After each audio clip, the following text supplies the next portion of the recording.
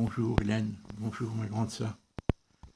Il est minuit 30 là, ce lundi soir, 22 février, je crois. Et non, j'en suis sûr même. Écoute ma sœur, j'ai des choses à te dire, mais pas aujourd'hui. J'ai eu un long échange téléphonique qui m'a sollicité l'agent immobilier Félix Bisset.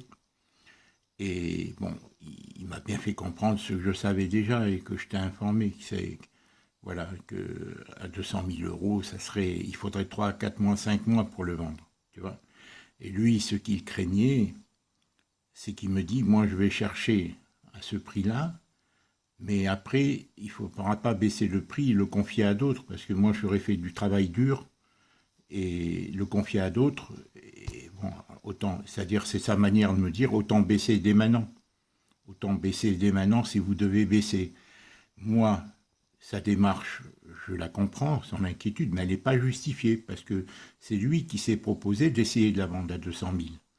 D'accord, bon, alors, moi je pourrais lui dire, finalement, vous vous proposez de la vendre à 200 pour que je vous la donne, et une fois que je vous la donne, vous me dites c'est impossible, et finalement, bon, voilà, bon, il a tenté sa chance. Il est sincère, bon, mais il a ses... Bon, voilà, alors moi, Hélène, je pense sincèrement, voilà, si on veut vendre vite, ça dépend beaucoup de toi. Moi, ce que je pense qu'il faut lui dire, c'est de l'amende, ou la mettre dès maintenant à 180 net vendeurs ou 190 net vendeurs. Moi, je t'avais dit dès le début, pour moi, d'après ce que j'ai vu autour de moi, si tu veux, pour qu'elle parte, le plus de chances qu'elle parte vite, c'est 170. Mais c'est bas, c'est trop bas. Tu vois, Hélène, je pense que vraiment, elle peut partir à 190. 180 ou 190. On peut essayer à 190. Net vendeur, d'accord? Alors, ce que je voulais te dire, parce que lui, c'est logique, il me dit tant que vous ne m'autorisez pas, moi, je la présente à ce prix. Mais seuls des gens qui veulent l'acheter pour leur résidence principale, pour y mettre leur enfant, vont s'y intéresser. Au niveau des investisseurs, ça ne les intéresse pas, c'est pas rentable. Il n'y a pas de, ils n'en tirent pas de bénéfices. Au mieux, c'est qu'ils agrandiraient leur patrimoine parce qu'ils s'autofinanceraient l'appartement par les loyers qu'ils toucheraient.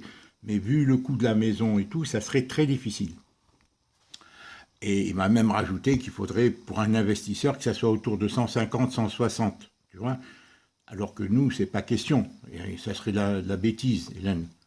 Donc moi, comment je vois les choses?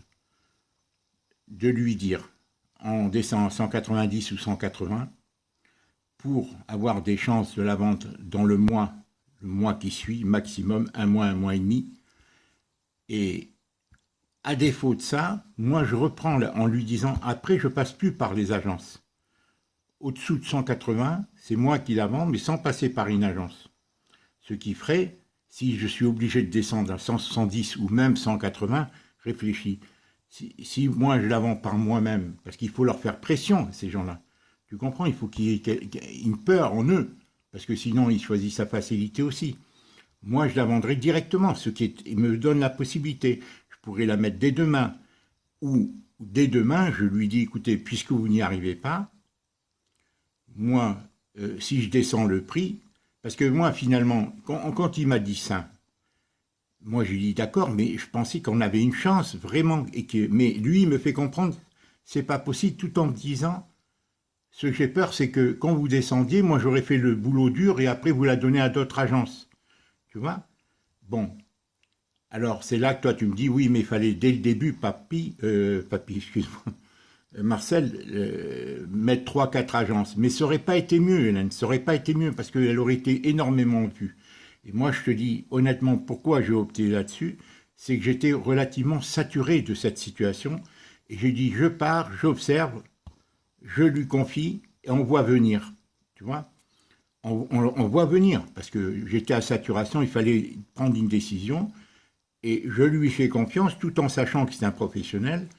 Mais moi, je me dis, je savais, Hélène, que ça ne partirait pas à 200 net vendeurs. parce que ça fait 220 pour l'acheteur, tout frais compris, agence plus notaire, tu vois. Et encore une fois, aucun investisseur n'achètera à ce prix-là.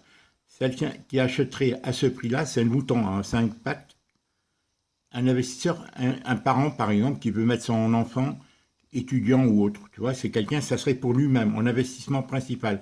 Mais il y aurait toujours des travaux, tu sais, tout le circuit électrique étagé, il y a des inconvénients quand même, tu vois. Bon, et donc, moi, c'est ce que je te dis. Je ne l'ai pas parlé, je lui dis, je vais en parler à Hélène, où on met dès maintenant, réfléchis, à 190, 180, on le laisse un mois, encore lui, parce que lui, mais après, sous 180, je lui dirai, je la vends par moi-même, j'ai plus besoin d'une agence.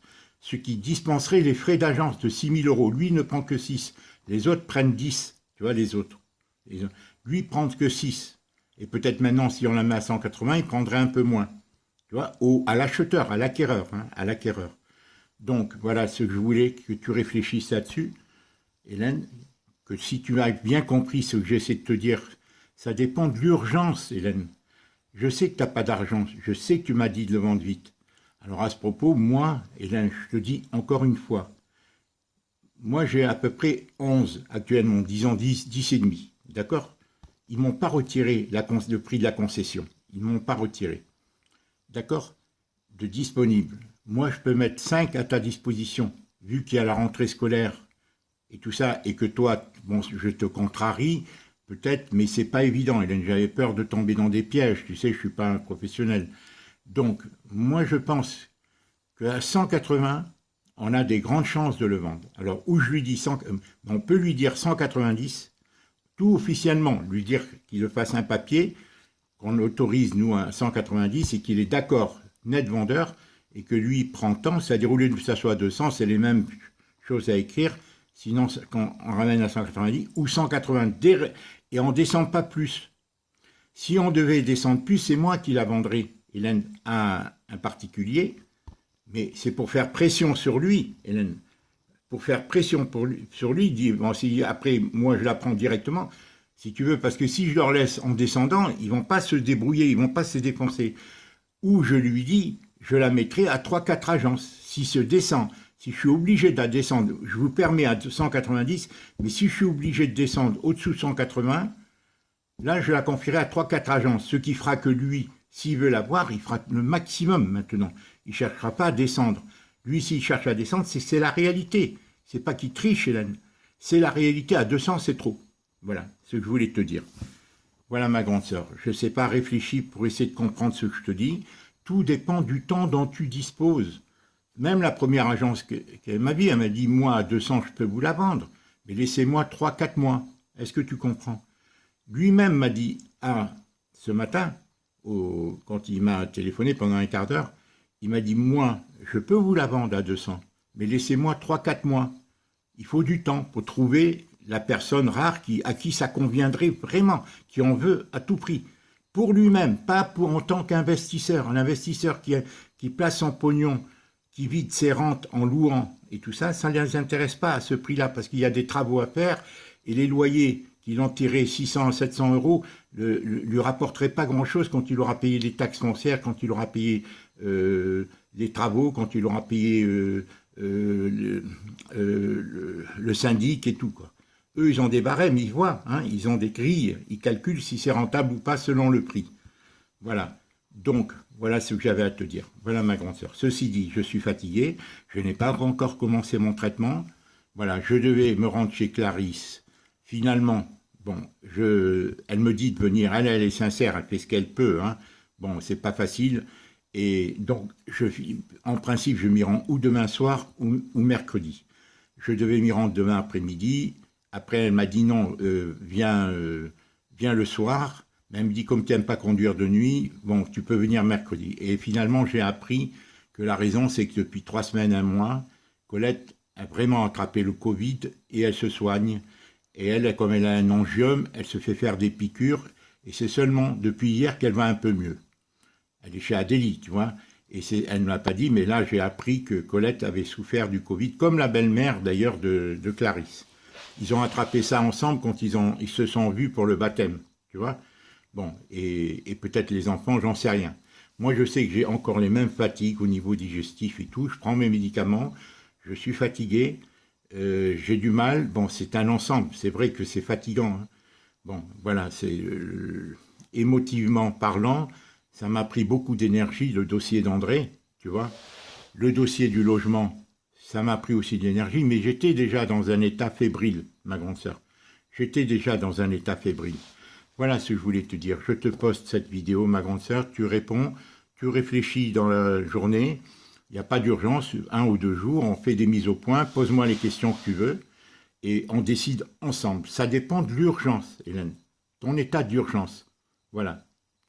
Parce que moi, je peux très bien lui dire 180 dès maintenant net vendeur, et après, lui dire, si à 180, elle ne part pas d'ici 1 mois et demi, là, je la mets à 3 agences ou je la vends moi-même à 180 en enlevant les 6 000 ou 10 000 euros d'honoraires d'agence, ce qui fera que ça sera net pour l'acheteur en plus des frais notariaux qui sont de 8 ou 9%, hein, mais qui sont payés par l'acquéreur.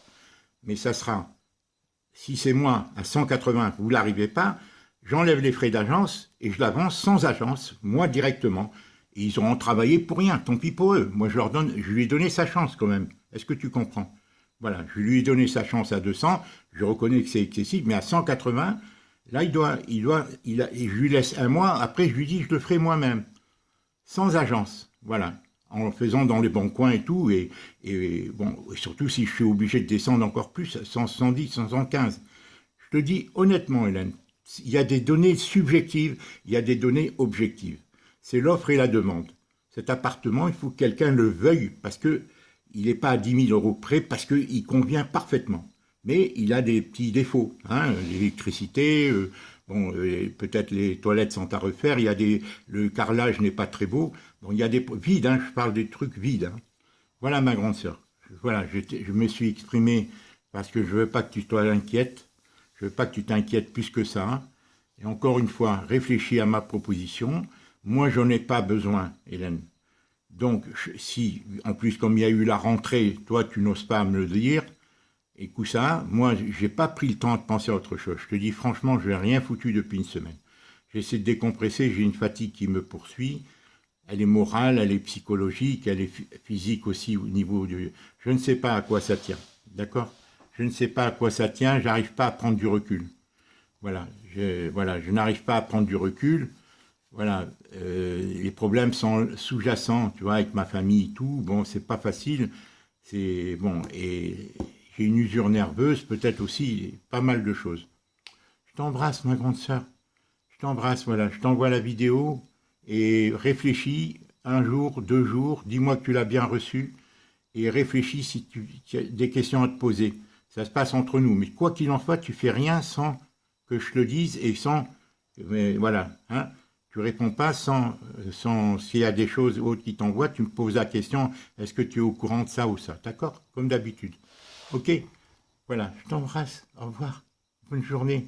Parle-moi un peu de la rentrée de Jade. Hein? Un tout petit peu. Dis-moi si tu arrives à faire les courses toute seule et tout, quoi. Au revoir. Au revoir, Hélène.